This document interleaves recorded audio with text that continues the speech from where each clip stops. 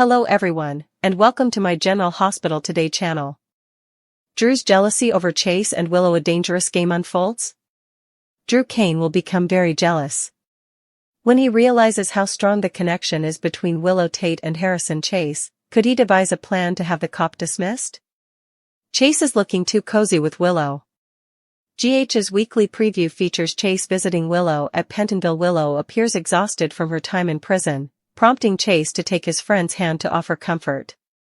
The promo focuses on their hands intertwined as they look into each other's eyes during the visit. Meanwhile, a close-up of Drew's furious expression is shown, indicating that the congressman will not be happy to see his fiancée with her ex in such a way. Even though this shot was from a different scenario, Dante Falconeri can be heard in a voiceover stating, "Chase has been to see her 3 times since her arrival at Pentonville." There has been considerable discussion about Chase possibly losing his badge due to his involvement in Willow's situation, even though he clarified he's doing this on his own. Willow is still the prime suspect in Drew's shooting.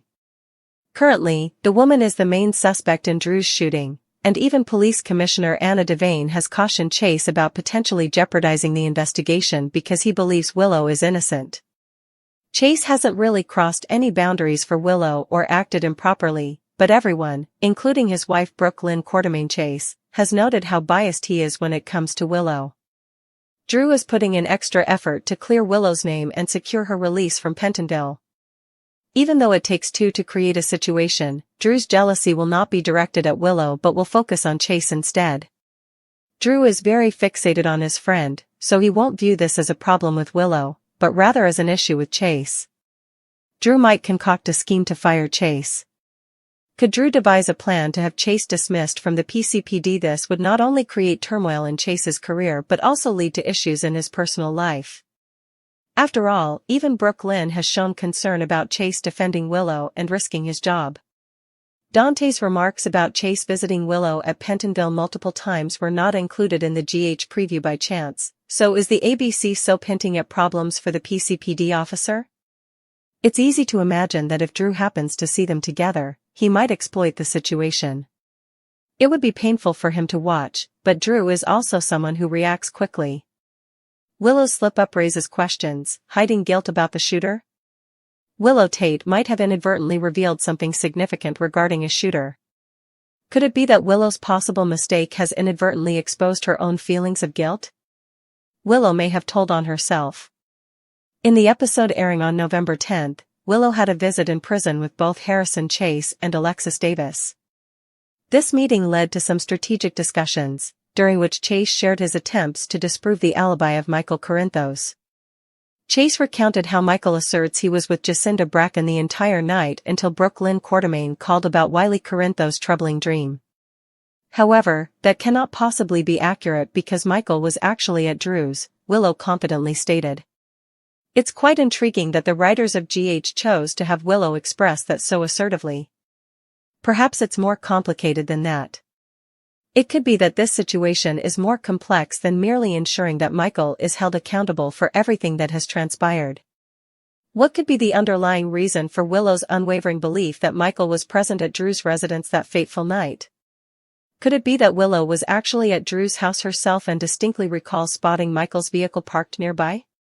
There's a chance that, in spite of all her protests and frantic efforts to secure her own freedom, Willow might indeed be the one responsible for Drew's shooting. At this juncture, we certainly wouldn't rule out the possibility of Willow being involved. Or, it could just be more of the same. Naturally, it's also feasible that this is merely another instance of Willow behaving as if it's an established fact that Michael is the perpetrator of the crime. Willow has been unwavering in her assertions that Michael must have also shot Drew and framed her. Yet, there was something in the way Willow spoke that suggested she might actually know precisely where Michael was that night. This could stem from the fact that Willow was indeed at Drew's place, which means she could ultimately be unmasked as the shooter. Imagine the dramatic twist if Willow were to be acquitted, only for General Hospital to unveil a shocking revelation that she is, in fact, the true culprit. The truth always comes out. Although Willow may find a way to escape justice for a little while, the undeniable truth has a way of revealing itself eventually in Port Charles. The form shown in shadow over Drew as he laid on the floor, aiming a second shot certainly looked like a small woman, chin-length bob, and wearing scrubs. As per the latest spoilers for General Hospital, it seems Willow is heading straight into a whirlwind of unforeseen twists and turns. Wiley's small hands clutched the edge of the living room table, his wide eyes fixed on a scene that he didn't fully understand but felt deep in the pit of his stomach. His mother, Jacinda, who had always been his safe harbor, his source of comfort and warmth, was acting in a way that sent a shiver through him. The expression on her face, the way she leaned close to someone he knew wasn't entirely trustworthy, was disturbing. Wiley's young mind tried to rationalize what he was seeing, but the sight of Jacinda whispering urgently, her voice hushed yet frantic, and the subtle hand gestures that seemed almost threatening, it was too much. He had never seen his mother like this, never witnessed her in such a state of agitation that felt almost predatory towards someone else. There was a raw intensity, a sharp edge in her tone as she spoke, and Wiley, though small, sensed that something was very wrong. It was one of those moments in which innocence collides with the harshness of reality. For Wiley, it wasn't just about his mother's unusual behavior, it was the realization that the world could be unpredictable and dangerous, even when it came to people he loved. Jacinda's eyes darted around nervously, and when she finally noticed Wiley staring, she quickly forced a smile that didn't reach her eyes, a protective mask that did little to ease the tension in the room. Wiley's heart pounded in his chest. He wanted to speak, to ask what was happening, but fear held him silent. Children often sense more than they can articulate, and Wiley's intuition screamed that something alarming was unfolding. Meanwhile, Drew Kane was experiencing a storm of his own, though of a different kind. Known for his political acumen and his steely exterior, Drew had always been careful to maintain control over his surroundings and the people he cared about. Yet now, watching from a distance, he felt a dark, gnawing jealousy take root in his chest. Harrison Chase. The name alone had become a source of discomfort for Drew, but the situation with Willow Tate elevated that discomfort into something much more volatile. Chase's connection with Willow wasn't new. Anyone familiar with their history could see the spark, the shared understanding, and the undeniable bond that lingered between them. But seeing them in such close proximity, seeing Chase offer comfort to Willow as if the world had narrowed down to just the two of them, was unbearable for Drew. The previews of General Hospital had already set the stage. Chase had been visiting Willow at Pentonville, where she appeared exhausted and fragile after her time behind bars. Each visit was meticulously noted, their hands intertwining, eyes meeting with an intensity that was hard to ignore. Drew's fury, captured in a single close-up shot, spoke volumes.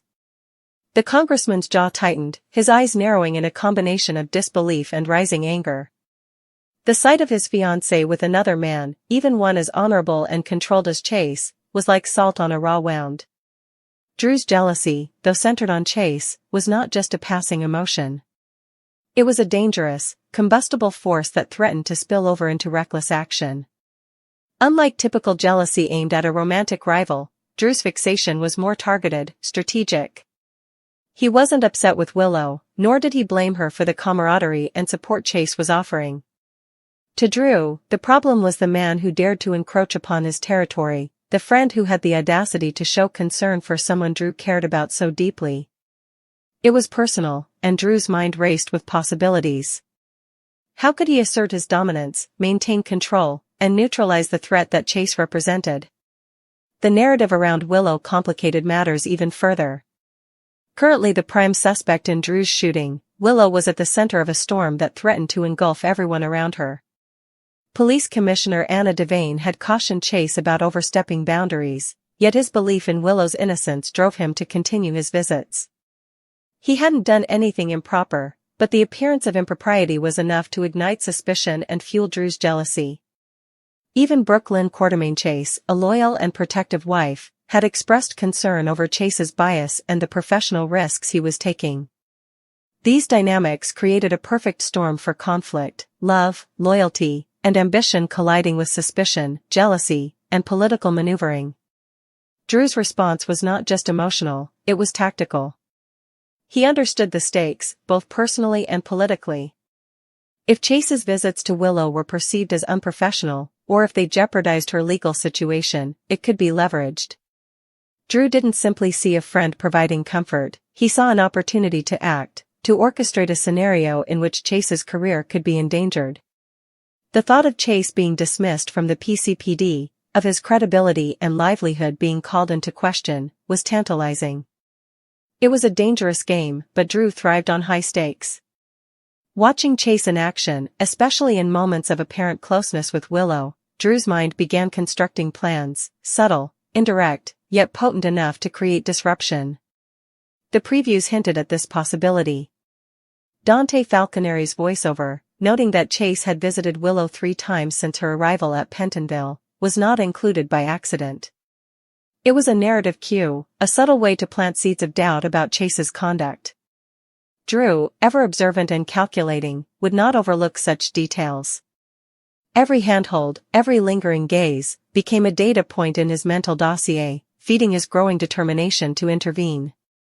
The situation was layered. Drew had to balance his personal feelings with his public image, his desire to protect Willow's reputation with his own sense of ownership and control.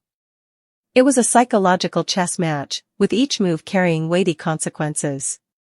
For Wiley, observing these adult dynamics was bewildering. His mother's unsettling behavior toward Jacinda, combined with the palpable tension between Drew and Chase, created a world that felt unsafe and unpredictable. Children are incredibly perceptive to emotional undercurrents, and Wiley's young mind registered the fear, anxiety, and unspoken conflicts that swirled around him. The sense of instability was compounded by the adult conversations he overheard, fragments of strategy, mentions of legal jeopardy, whispered warnings about bias and risk.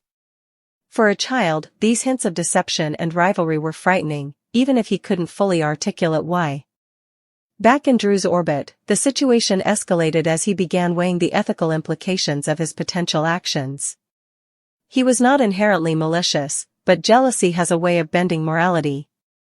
Drew's internal debate was fierce: act too aggressively, and he risks exposure; do nothing, and Chase could strengthen his bond with Willow, undermining Drew's sense of control.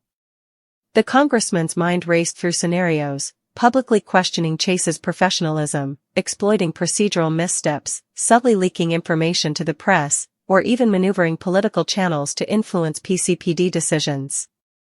Each option carried risks, but for Drew, the emotional imperative outweighed the pragmatic caution.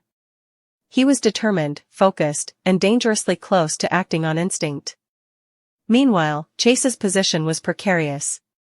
His loyalty to Willow, combined with the visible comfort he offered, painted a picture that could be misinterpreted by anyone who didn't understand the depth of their friendship. His professional judgment was being scrutinized, and any perceived lapse could be weaponized against him. Yet, Chase remained resolute, guided by his moral compass and unwavering belief in Willow's innocence. He was a man walking a tightrope, where every gesture, every visit, carried immense weight, not just for his career but for the woman he believed in. Willow herself was a study in resilience. Her time in Pentonville had left her exhausted and vulnerable, yet her interactions with Chase reflected trust and gratitude. There was a subtle chemistry, a familiarity born of shared experiences, that was impossible to ignore. Her awareness of Drew's jealousy added another layer of tension, as she navigated her own emotions while trying to maintain composure. Willow's predicament was emblematic of the larger narrative at play: innocence caught in the crossfire of suspicion, loyalty tested by jealousy, and relationships strained under extraordinary pressure. The collision of these storylines, Wiley's observation of his mother, Drew's growing obsession with Chase, and Willow's tenuous position, creates a combustible environment. The stakes are intensely personal and professionally consequential. Each character's actions ripple outward, affecting others in unexpected ways. For Wiley, the lesson is unsettling: the world is complicated, adults are fallible, and people you trust can act in unpredictable ways. For Drew, the unfolding drama is a test of patience, strategy, and emotional control. For Chase and Willow, it is a delicate dance of loyalty, compassion, and ethical responsibility. As the episodes progress, viewers can expect tensions to mount. Drew's jealousy may evolve into a full-fledged campaign against Chase, exploiting every misstep and perceived impropriety. Wiley's perspective will offer a poignant, humanizing lens, reminding audiences of the stakes beyond adult conflicts. Meanwhile, Chase's integrity and Willow's resilience will be tested repeatedly, with each interaction fraught with potential repercussions. The story promises suspense, emotional intensity, and moral complexity, hallmarks of the best soap opera storytelling. In essence, what unfolds is not just a tale of jealousy or suspicion, but a layered exploration of human emotion under pressure. Wiley's silent witness of disturbing behavior, Drew's strategic jealousy, and the nuanced bond between Willow and Chase converge to form a narrative rich in tension and drama. Each character is pushed to their limits, navigating personal desires, ethical boundaries, and the unpredictability of fate. The interplay between personal loyalty and professional responsibility drives the story forward, ensuring that viewers remain captivated by the intricate, interwoven relationships and the high-stakes decisions that define them. Through it all, one theme emerges clearly: when love, loyalty, and jealousy intersect, the consequences are unpredictable, and no one is immune. Wiley's innocent eyes, Drew's calculating mind, and Chase and Willow's enduring bond highlight the spectrum of human emotion, from fear and suspicion to hope and courage.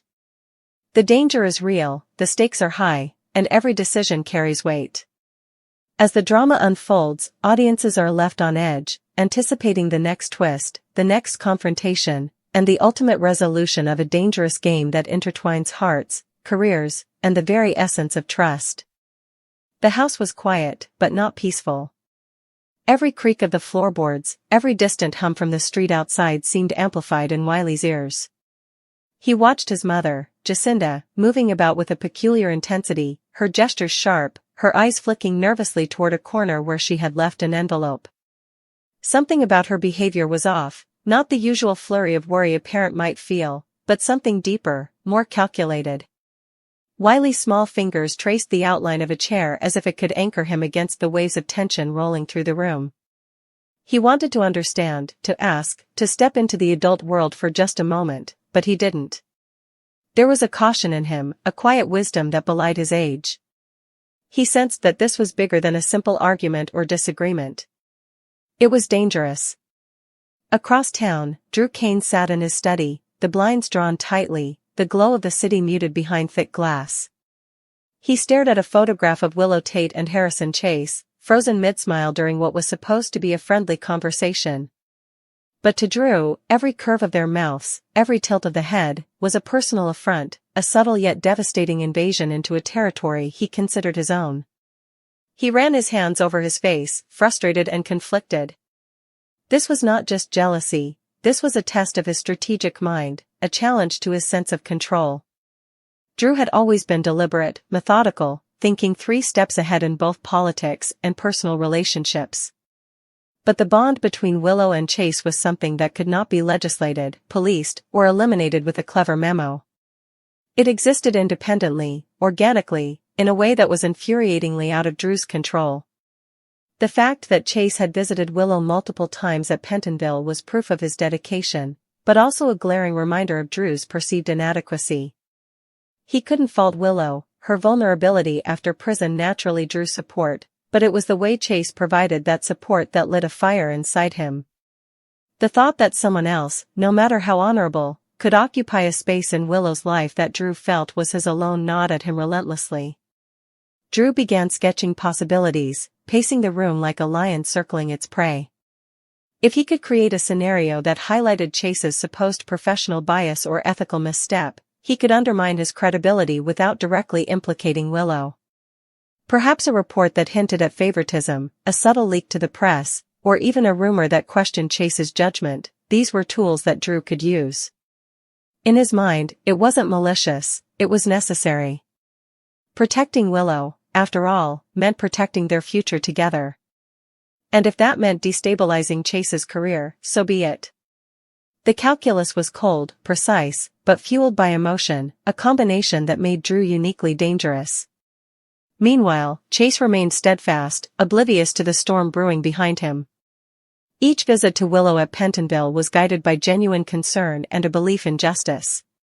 He understood the optics, he knew people might question his motivations, but he was willing to accept scrutiny if it meant ensuring Willow was treated fairly.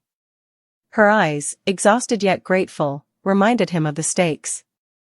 The brief moments when their hands brushed or their eyes met were not flirtation, they were reassurance, a human connection in an environment designed to strip hope.